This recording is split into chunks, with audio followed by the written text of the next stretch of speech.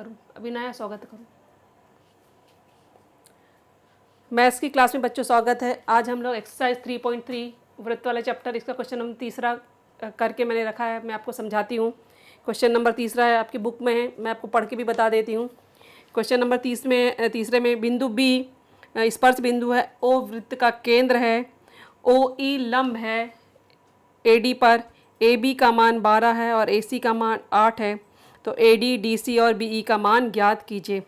ठीक है, तो जो जो हमें दिया है मैं आपको फिर से बता रही हूँ। ये जो ए बी का मान है 12, ए सी का मान है 8।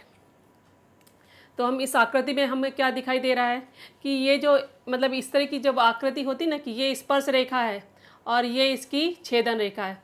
तो ए बी स्पर्श रेखा है और ए डी वृत्त की छेदन रेखा है। तो इसका गुणधर्म है क्या? स्पर्श रेखा छेदन रेखा रेखाखंडों के प्रमेय से।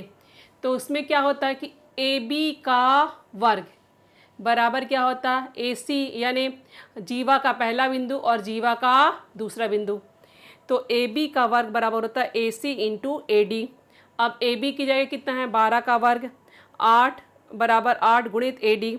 अब 12 के वर्ग की जगह 12 गुणित 12 भी लिख सकते हैं, तो आपको काटना आसान हो जाएगा। बराबर 8 गुणित ए डी। तो ए डी बराबर जो मिलेगा वो मिलेगा 12 गुणित 12 बटे 8। तो 4 के पहाड़े से 2 बार और 4 के पहाड़े से 3 बार। फिर 2 से हम 12 को कितने बार कट करेंगे? 6 बार।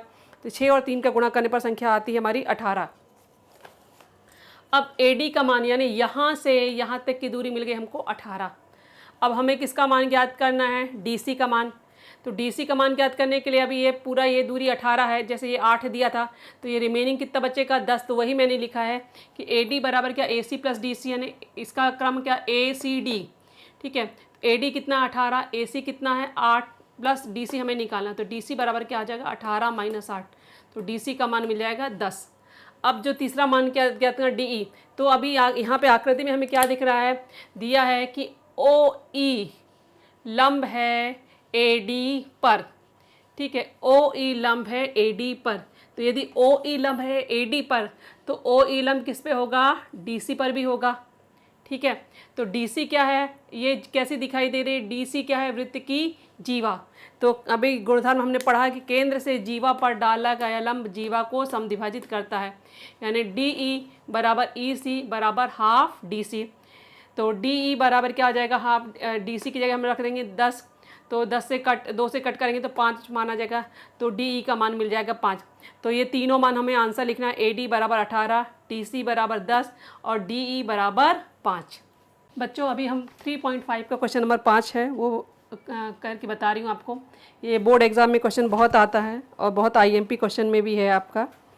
तो ये आकृति आपको जैसे दी गई है, इस आकृति में देख रहे हैं कि डी एफ जो है वृत्त की स्पर्श रेखा दिखाई दे रही है और जो डी ई है उसकी छेदन रेखा दिखाई दे रही है। तो जैसे हमने इस गुणधर्म पे आधारित सवाल पढ़े हैं तो इसी आधार पे हम इस सवाल को हल भी करेंगे। और आपके बुक में भी दिया है कि ई एफ जो है ये क्या दिया है? वृत्त का व्यास दिया है और डी एफ जो है स्पर्श रेखाखंड है, वृत्त की त्रिज्या आर है। तो सिद्ध कीजिए डी ई इंटू जी ई बराबर 4r स्क्वायर। तो आपको मैं सवाल करके हल कर किया हुआ समझा रही हूँ। आकृति में डी एफ यानी ये वृत्त की स्पर्श रेखा है और डी ई यानी ये इसकी छेदन रेखा। ये स्पर्श रेखा और ये छेदन रेखा है। तो यह छेदन रेखा, जो छेदन रेखा वृत्त को कौन से बिंदु पे कट कर रही है?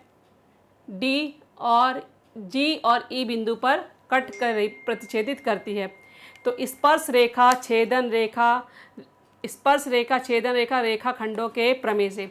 तो ये प्रमेय जैसे हमने पिछले सवालों में भी किया है कि इस जो स्पर्श रेखा का वर्ग यानी डी एफ का वर्ग बराबर प्रतिच्छेदित बिंदु कौन सा है? डी से जीवा का पहला बिंदु और जीवा का दूसरा बिंदु।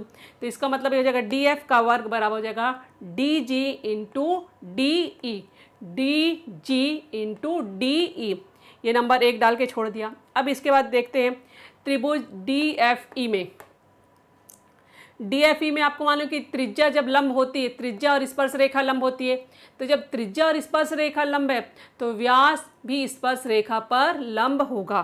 ठीक है, तो वो आपको दिखाने की ज़रूरत नहीं, वो मैंने कल आपको बताया।